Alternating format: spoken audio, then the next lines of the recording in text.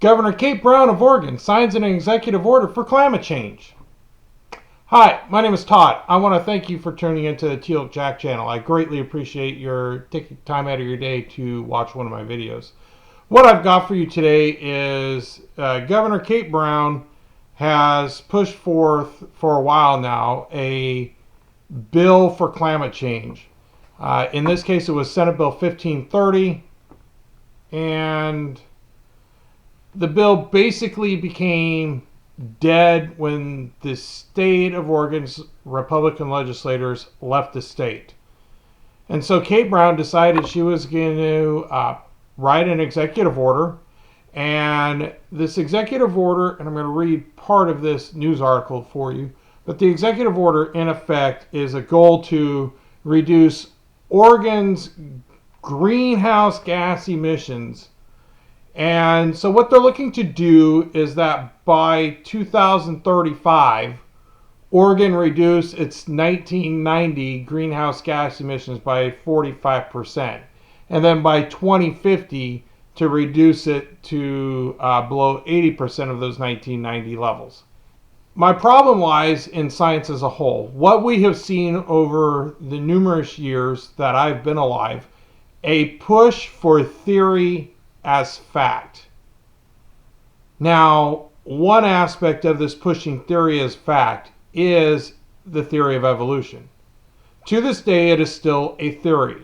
There has not been 1 ounce of proof that has come forth to say, yep, we evolved from a lesser being, or life in this world began because a comet went by and deposited the enzymes needed to start life. There has been not one archaeological evidence of a in-between species that shows the evolution of life going from one form to another. We haven't found that. It hasn't been seen yet. It hasn't been discovered yet. And yet they're pushing it as it is fact. And they want to deny the biblical claims that God's the one who created the world, created all that is within it, and created man and woman. And in fact, their theory is so strong that their pushing of evolution has almost become a religion to these people. They defend it as strongly as I defend the facts of the Bible. And it is, in my opinion, it takes more faith to believe their evolutionary claims that I somehow evolved from an ape. Or I once told my biology teacher back in high school that you might have evolved from an ape, but I was created in the image of God and created by God. And so where am I going with this? And this has to do with this push of climate change. So far, everything that I can dig up and research, I can't find one factual evidence that what some of these people are saying are true. That man-made greenhouse gases are in turn causing this climate change to take place. Now, there are scientists out there that have in many ways debunked the modern day theory of our climate warming being caused by man. One of those is the former founder of Greenpeace, Dr. Patrick Moore. And just do some research on him and look what he has to say regarding the climate change. And for the most part, what I've been able to find is that yes, the planet has warmed. It's warmed ever so slightly, not much over the last few years. You know, it wasn't all that long ago that we had Al Gore going around giving his global warming speeches and declaring that parts of our country would be underwater by now.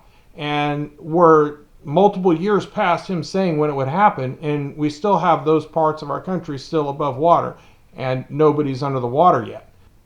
So where do we go with this whole global warming, climate change conundrum?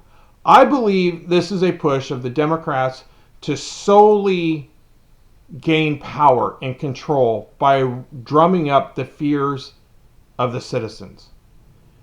There's no proof that what man has done is actually increasing the temperature of the planet. outside of its normal cycles of warmings and coolings. And it looks to me, from what I've been able to find, is we're on a normal warming cycle, which is usually followed by a cooling cycle. And this has been found in the fossil record, that the Earth has warmed and cooled. And the one major thing that causes, quote, greenhouse gas is the water vapor in our atmosphere. Now, when we look at other greenhouse gases that they're wanting to remove, i.e. carbon emissions, CO, for instance, the plants love the CO. Just do the research. You will find out the plants will grow bigger, they will grow faster, and their fruits will be produced more and in greater amounts or size by CO emissions. So one could say and point out that the more CO we put into the atmosphere, the greater the plant life on this planet is. And in turn, the more oxygen we get in order to breathe and survive. So I am not advocating that maybe we shouldn't look for some alternate fuel sources to maybe get away from the burning of coal for electricity. I'm all for doing research and maybe developing alternate energy forms. But what Kate Brown's program would have done is basically put a big giant carbon tax on Oregon citizens, and for what benefit? I couldn't see any grand benefit other than it would ultimately hurt Oregon's economy.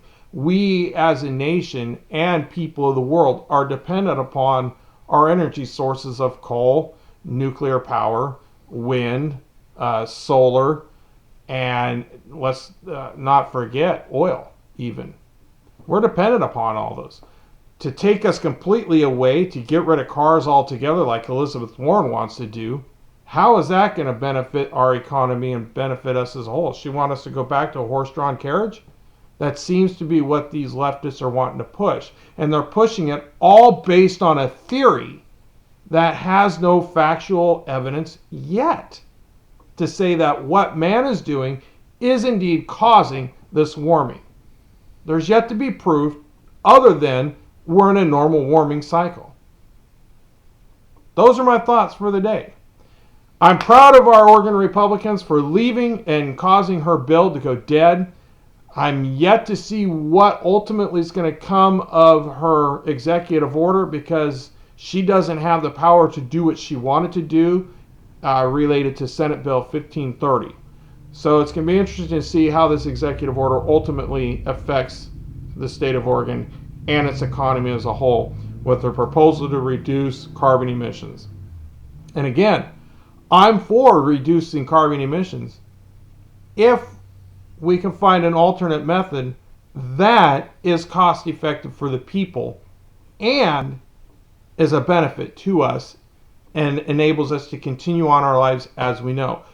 Electricity for our house, being able to drive our cars, because currently there are some electric plane development, but not commercially. So how are you going to get the planes out of the air? And we are dependent upon our aircraft for travel. Trains, yes, there are electric trains, but so far the freight trains that run our country run on diesel. And they deliver a lot of freight throughout our country.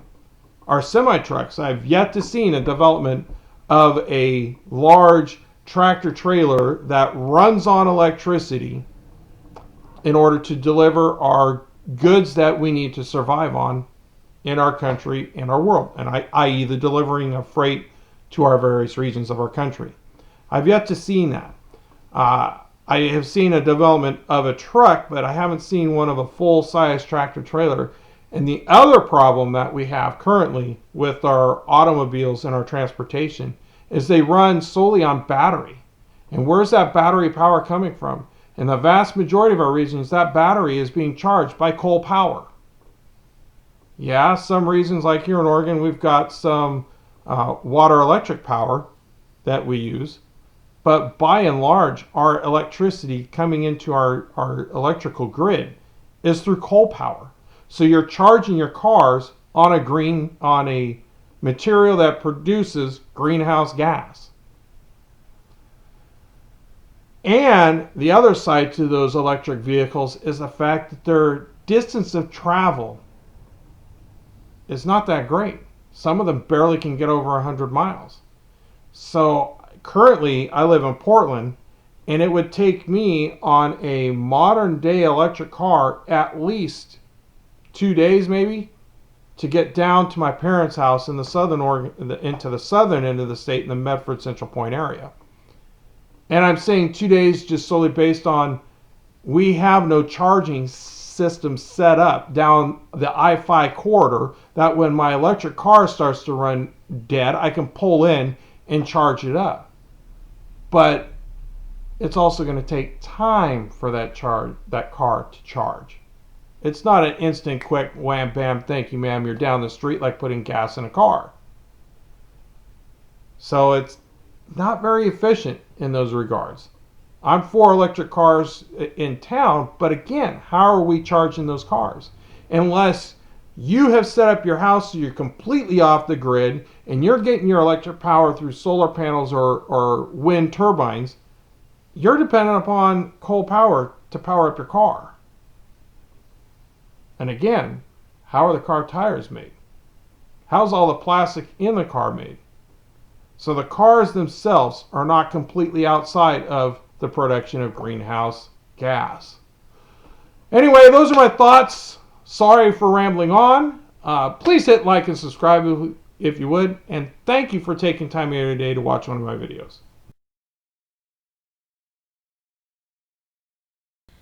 Hi, I want to thank you for taking time out of your day to watch one of my videos. Please hit the like button below. And if you would, hit the subscribe link up here.